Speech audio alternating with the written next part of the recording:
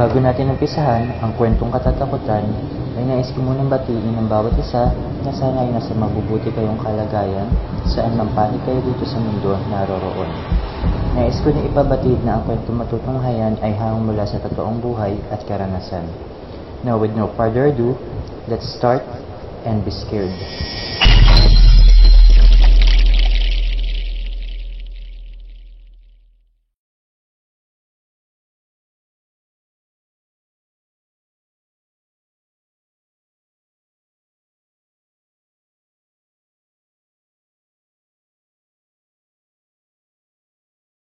Araw sa lahat ng mga bumubuo nitong Pinoy Creepy Tales at sa lahat ng mga masusugid na subscribers at listeners na katulad ko. Ang kwentong aking ibabahagi ay ang aming karanasang magkakapatid noong magbakasyon kami sa probinsya ng aming tiyahin na si Tita Clarissa. Tawagin niyo na lang ako sa pangalang Melanie. 28 taong gulang at kasalukuyang nagtatrabaho sa Makati. Ang kwentong ito ay nangyari taong 2009 sa isang probinsya sa Luzon.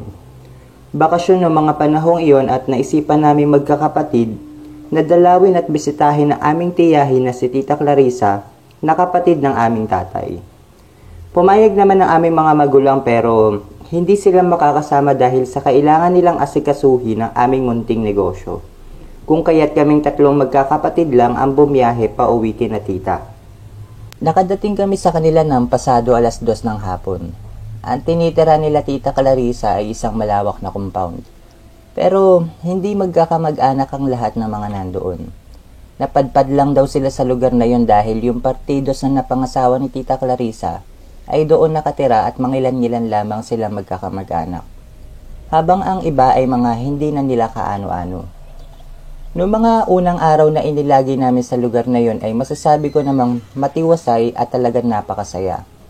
Napakabait kasi ni Tita Clarissa at ang asawa niya na si Tito Manuel. Kasalukuyan nga din palang nagdadalang tao si Tita ng mga oras na yon sa kanyang panganay na anak. Isang umaga ay nasa veranda nila kaming lahat at mga nag-aalmusal. Masarap kasing kumain sa labas lalo na pag damang-dama mo ang napakalinis at napakapreskong simoy ng hangin. Abala kami sa pagkain at pagkukwentuhan nung may mapansin ang kapatid ko na si Marie Chris na isang matandang lalaki na pabalik-balik sa tapat ng bahay nila tita. Ilang beses din daw silang nagkakasalubong ng mga mata at nginingitian niya ito upang pagbibigay galang pero nagiiwas lang ito ng paningin. Itinuro ng kapatid ko yung matandang lalaki sa amin at agad kong napansinan nagkatinginan si tita at si Tito Manuel. Sinabi lang ng mga ito na wag na lang pansinin yung matandang lalaki at ituloy na lang ang aming pag-aalmusal para pagkatapos ay makapamasyal kami sa kanilang lugar. Itunuloy ko na lang yung ginagawa kong pagkain pero kapuna-puna nga na pabalik-balik talaga yung matanda. Parang hindi mapakali sa pagpaparuot parito nito at panay ang pagsulyap sa inuupuan ni Tita Clarissa na ipinagsawalang bahala ko na lamang. Naisip ko na baka taga doon lamang iyon sa kanilang lugar o baka may ginagawa kaya pabalik-balik sa kanyang paglalakad. Matapos namin mga magsikain ng almusal ay agad din kami mga nagsipagligo at nagbihis para mamasyal. Hindi naman kami gagala sa mall o sa parke kundi sa lugar lang mismo nila na pwedeng galaan tulad ng mga malalawak na palayan, batis na napakalinaw ng tubig at isang napakahabang daan na ang mga gilid ay puro mga nagsisilakihan mga punong kahoy.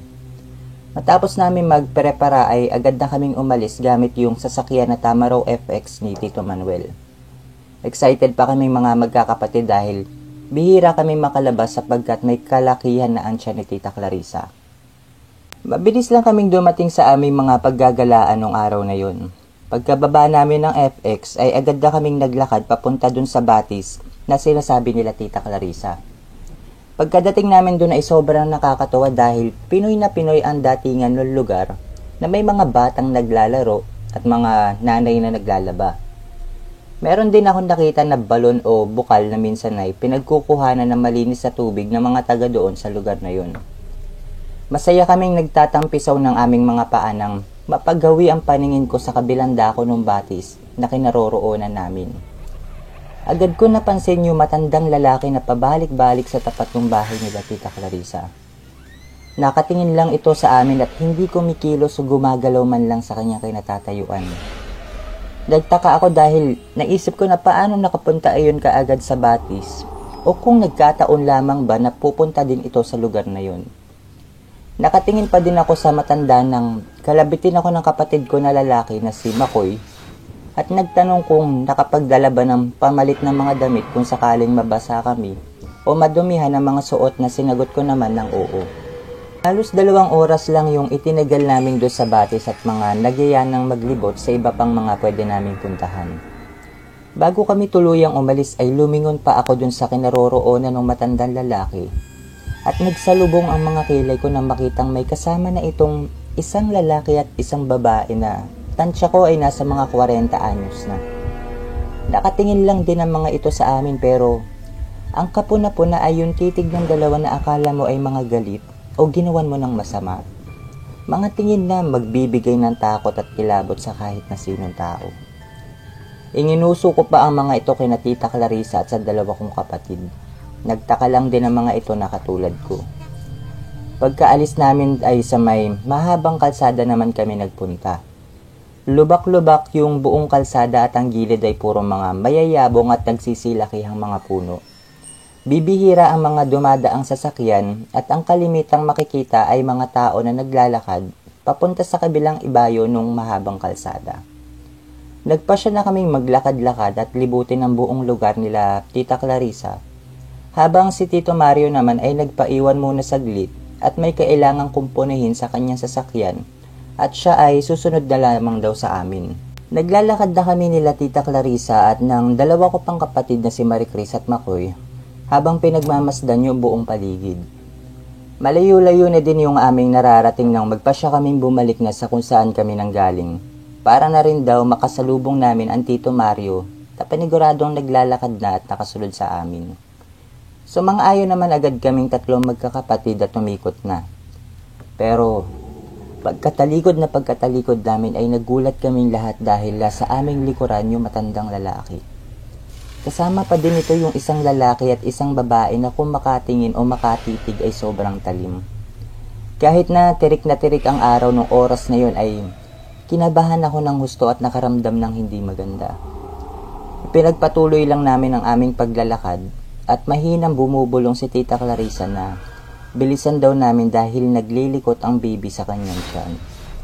Ako naman ay pasimpleng lumilingon-lingon sa aming likodan para tingnan kung nakasunod pa din sa amin yung 3.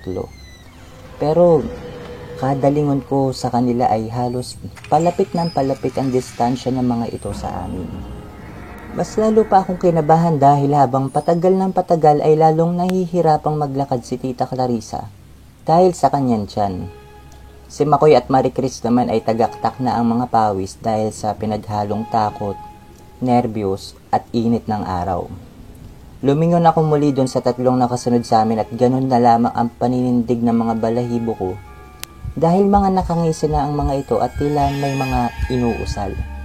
Hindi sila nag-uusap-usap pero meron silang mga binibigkas na salita o meron binibigkas na kung ano. Ilang minuto pa ang nilakad namin at ang tiniis ni Tita Clarissa nang matanaw namin sa wakas si Tito Mario na naglalakad na pasalubong sa amin. Puro grasa ang mga kamay nito at ang damit na halatang may ginawa o inayos sa kanyang sasakyan. Pagkalapit namin sa kanya ay agad naming sinabi ang mga nangyari at itinuro yung mga nakasunod na 3. Pero paglingon namin sa mga ito ay nakatingin pa din ito sa amin. Pero yung daang tayo natahak ay yung gilid ng lubak ng kalsada na puro mga naglalakihang mga puno na. Hindi ako taga doon pero nasisigurado ko na walang nakatira o nakatayong bahay sa kung saan sila pumasok dahil wala ka talagang ibang makikita doon kundi mga malalaking puno lang. Umuwi kami kaagad at pinagpahinga si Tita Clarissa. Panay ang daing nito na humihilab ang kanyang tiyan pero noong mga ilang oras ay nakatulog din ito. Hindi ko alam kung dahil sa sakit o dahil bumuti na ang kanyang pakiramdam. Kinagabihan ay pagkatapos namin maghapunan ay nanood kaming lahat sa sala maliban kay Tita na tulog pa din at nasa kwarto noong mga oras na yun. Pagkatapos manood ay naglatag na kami sa sala at nagpaalam na din si Tito Mario na papasok na sa kanilang kwarto. Isa lang kasi ang silid sa kanilang bahay kung kaya sa sala kami. Noong una sabi nila sa kwarto kami magkakapatid pero hindi kami pumayag. Nagpilit kami na kami na lang ang sasala at isa pa, buntis si Tita Clarissa at mahihirapan lang siya kapag sasala sila habang nandoon kaming tatlo.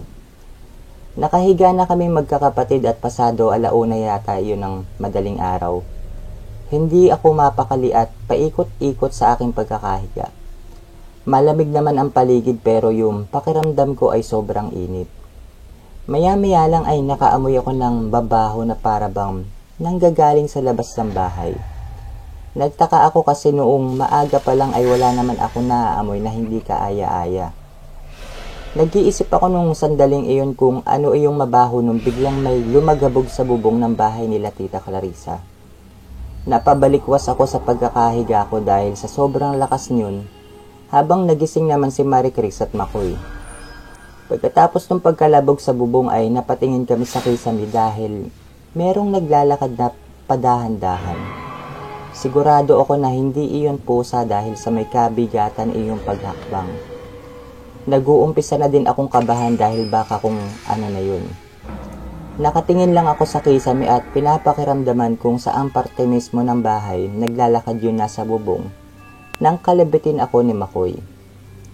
May itinuro sila ni Clarissa at parehong nakatingin sa bintana kung saan kami naglatag ng aming mga hinihigaang kutsyon. Literal na nanlaki ang mga mata ko sa takot dahil sa likod ng bintanang jealousy ay may 2 anino akong nakikita na nakatayo sa tapat mismo namin. Nakadikit ang mga kamay nilang mga nakataas sa chicken screen nung bintana nila Tita Clarissa at yung buhok ay mga pawang mga nakatayo at sobrang nakabuhaghag. Doon din sa tapat na iyon nanggagaling yung masangsang na amoy na hindi ko maintindihan kung patay na daga ba o karneng nabubulok dahil sa sobrang baho nito. Nagulat at napasigaw kaming tatlo nung hampasin nila ang bintana at narinig namin na napunit yung chicken screen na nagsisilbing harang para sa mga lamok o insekto. Wala pa namang harang na bakal open sa mga bintana nila tita. Kaya kapag nabasag ang mga salamin ay kitang-kita na kaagad kaming mga nasa loob at pwedeng-pwede na makapasok sa bahay kung sino man ang nagtatangkang pumasok nung oras na yun. Kasabay din nun ay ang ingay sa bubong na nung una ay dahan-dahan lang na naglalakad. Pero ngayon ay tila tumatakbo-takbo na at parang may hinahanap o may hinahabol. Dahil siguro sa ingay ay agad lumabas ng kwarto sila Tito Mario at Tita Clarissa na hawak-hawak ang kanyan tiyan. Itinuro namin sa kanila yun nasa may bintana at yung tumatakbo sa bubong na agad nagpasigaw kay Tito Mario ng ubod ng lakas at sobrang galit na galit. Pinagmumura niya yung mga nasa tapat ng bintana at kumuha ng itak na pahaba ang pagkakagawa. Nakatingin ako dun sa dalawa at bigla itong mga umalis sa tapat ng bintana. Kasabay niyon ay may narinig kaming parang lumundag sa lupa na galing sa taas ng kanilang bubong. Sinabihan kami ni Tito Mario na bantayan si Tita Clarissa. Palabas na siya ng pinto nung makarinig kami ng mga nagsisigawang tao sa labas. Pagkalabas si Tito Mario ay binuksan ko ang bintana upang masilip kung ano ang nangyayari. May mga kapitbahay na pala na nasa tapat ng bahay at may mga hawak na kutsilyo, may itak at meron ding kahoy na pamalo. Mga nagmumura ang mga ito at nakaturo sa mga puno na agad kong sinundan ng aking paningin. First time sa buong buhay ko na nakakita na may itim na nilalang na puro lang isang buong katawan at tumatalon-talon sa puno, papunta sa isa pang puno na akala mo ay mga napakagaan lang. Natulala lang kami dahil akala ko sa mga pelikula lang nangyayari ang mga ganong eksena. Kinaumagahan ay nagsipuntahan kina tita ang mga taga doon sa kanila at pinag-usapan ang mga nangyari nung kinagabihan. May mga nagiinom pala na kalapit bahay at napansin nila na may 3 tao na pabalik-balik sa tapat ng bahay. Agad daw kinutuban ng masama ang mga ito nung magsiakyatan sa bakod ang mga ito at hindi binuksan ang gate. Nung makalapit sila ay agad nagsitakbuhan ng mga ito at mga nagsiakyatan sa puno na parang baliwala lang sa kanila at tumatalon-talon palipat-lipat sa mga puno hanggang sa mawala na lang sa kanilang mga paningin. Matapos ang bakasyon at bago kami umuwi ay hinintay muna namin ang mga pinsan ko na papalit sa amin para may kasama sila Tito Mario at Tita Clarissa sa kanilang bahay. Napanatag ang loob namin dahil mga lalaki at tubong probinsya din ang mga ito na matatapang at hindi basta-basta nasisindak. Nakapanganak at naisilang ni Tita ang kanyang baby na pinsan ko na malusog at walang anumang problema. Sabi nila na nung umuwi kami ay madalas pa din silang ginugulo, lalo na kapag gabi. Mabuti na lang at nando si Tito Mario, ang mga pinsan kong lalaki at ang kanilang mga kapitbahay na maaasahan. Ang tatlong gumambala daw sa amin nung gabing iyon ay magkakamag-anak at sa katabing baryo o kalapit lugar lang nila mga nakatira. Sabi-sabi din daw sa kanila na ang buong lugar na yon ay pugad ng mga aswang. Kaya walang dumadayo o nagpupunta na kahit na sino. Sana po ay nagustuhan ninyo ang aking kwento at ang aming nakakatakot na karanasan. Mabuhay po kayong lahat ng mga admin nitong channel at more power and blessings to come. Melanie.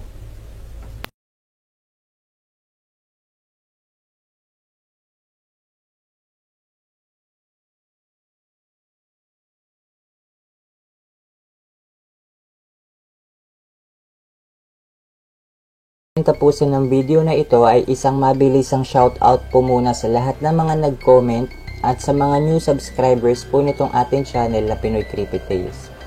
Babanggitin na lang po namin ang inyong mga pangalan sapagkat nagre-reply naman po kami sa inyong mga comment para lang din po mapabilis ang pag-upload nitong ating video o story na ito. So umpisahan na po natin. Shoutout po to these following people. Hello po kay Miss Maria P. Horikiri ng Japan. Ingat po kayo dyan palagi. Hello din po kay Miss Marites Guevara. Kay Nations Dome. Kay Sauya Sangkupan. Kay Dre din. Hello po sa inyo dyan. Mga ingat po kayo mga idol, mga boss. Syempre hello at paki-follow din po, subscribe or support po kayo dito sa ating kaibigan na channel sa Creepy Shinigami. Guys, pakinggan nyo po ang kanilang mga stories, ang mga videos. Pa-support din po katulad ng ginagawa nyo dito sa ating channel. Syempre, hello din po kay Miss Cynthia, rather not say. Kay Miss Maria P. Horikiri, nabanggitan natin. Kay Boss Sel Ampas, hello po sa inyo dyan, boss. Kay Miss Marites Taberna, hello po Miss Marites, kamusta po kayo? Kay Janet Chan, kay Roman Crisologo, sa Danels Project. Guys, ito din po, pa-support din po ng channel na Danels Project. Ghost hunting channel po ito. Nood din po kayo ng mga ina-upload yan na ghost hunting video. Hello din po kay Boss Avenue, kay Skinny Me Rap World. Boss, salamat sa patuloy na pagsuporta dito sa ating channel. God bless you po. Kay Boss JR Gonzaga, kay Ulay Andrada, hello po sa inyo dyan, Miss Ulay.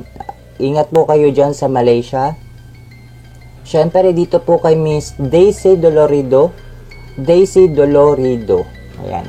Hello po sa inyo, Miss Daisy. Ingat po kayo. Thank you po sa pagsuporta dito sa ating channel. Syempre kay Miss Sweet Lady Centeno, laging nakasuporta o nakaantabay sa ating mga stories yan. Maraming salamat po. Kay Miss Yana Wong, hello po sa inyo. Shoutout din po kay Chase Zakiel. Kay Miss Marian Hurlihim. Hey Miss Marian, ingat po kayo dyan sa UK. Inihintay po namin ang inyong stories na maibabahagi dito sa ating channel. Syempre dito kay Miss Anlyn Diestro at sa kanyang husband. Hello po sa inyo, Miss Anlyn Diestro. Ingat po kayo palagi at maraming salamat talaga sa suporta na ibinibigay nyo dito sa PCP. Syempre, hello din po kay Miss Karen Brescia. Kay Boss Alvin de la Peña. Hello, Boss Alvin de la Peña. At sa daddy mo po. Maraming salamat sa pagsuporta dito sa ating channel na Pinoy Creepy Tales. God bless you at ingat po kayo, Boss Alvin de la Peña at sa inyong daddy po. Syempre kay Boss Alan Sabado, hello din po Boss Alan. Maraming salamat sa suporta at tiwala na ibinibigay nyo dito sa ating channel. Katulad nyo, umaasa din po kami na balang araw makikilala o dadami pa o lalago pa ang ating community dito sa Pinoy Creepy Tales. Syempre, hello din po kay So Cute, kay Miss Mary Ann Ordonez, hello po. Syempre kay Boss Francis James Macmillan, lagi itong present. Hello sa inyo, Boss Francis James, ingat po kayo palagi. Kay Miss Scarlett C, hello din po kay Mark Henry Cordada, taga Barangay Tuburan, Lambunaw, Iloilo yata siya. Ingat po kayo dyan palagi, boss. Hello din po kay Lester Evio, kay Juju Kalangi. Hello po sa inyo, boss Juju. Ingat po kayo palagi dyan. God bless you po. Salamat sa suporta dito sa PCT. Hello din po kay Ronald Castro de Celes, kay Caitlin Iya Mendez. Hello po, Miss Caitlin Iya. Ingat po kayo palagi. Syempre, shoutout din po kay Miss Roxanne Garcia, Marites Taberna, Janice Sarad. Hello din po sa channel na mga kwentong kababalaghan. Pa-support and pa-subscribe din po sa mga kwentong kababalaghan, guys. Maganda po yung channel nila. Kaibigan po natin yan. Hello din po kay Miss Teen019. Hello po, Miss Teen. Kamusta kayo? Kay Boss Chris Bon Nipales.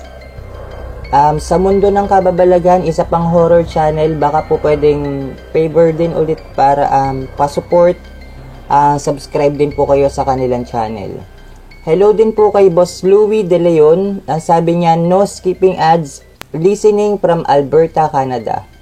Hello, Boss Louis De Leon ng Alberta, Canada. Maraming salamat sa tulong sa hindi pag-i-skip ng mga ads ng ating mga stories o videos. Sobrang laking tulong po niyan. God bless you po. Sana patuloy pa rin kayo sa suporta dito sa ating channel na Pinoy Creepy Tales. Syempre, hello din at shoutout po kay Boss Reddit, kay Miss JF Ligada. Hello po, Miss JF. Ito, basahin natin yung sabi niya.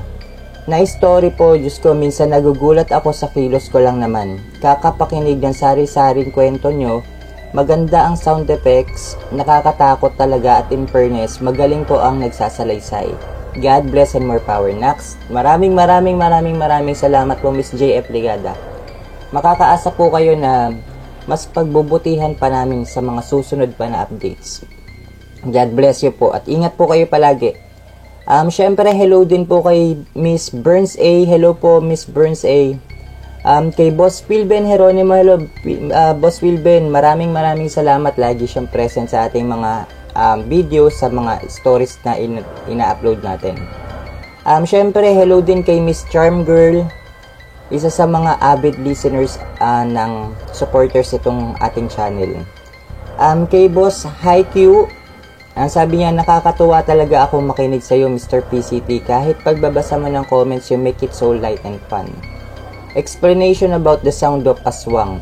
Sabi na matatanda kapag daw malakas ang hunin, malayo po ang aswang. Pero kapag mahina yung sound, it means malapit na yun. Thanks you so much and God bless always. So Boss HiQ, maraming salamat sa information regarding sa sound ng aswang. Nakakalito kasi talaga minsan. So, thank you din po sa pagsuporta at patuloy na pagsuporta dito sa ating channel. God bless you always po. Ingat po kayo palagi. Hello din po kay Miss Rachel Bandoho, kay Cleophie Gayer, kay Boss Cyril Malabs. Happy Halloween sa inyo, boss. Kay Jejeru. Ano yung Jejeru? Kay Jejeru. Syempre dito kay Miss Alnaira Kibao. Hello, Miss Alnaira. Ingat po kayo palagi. God bless you po.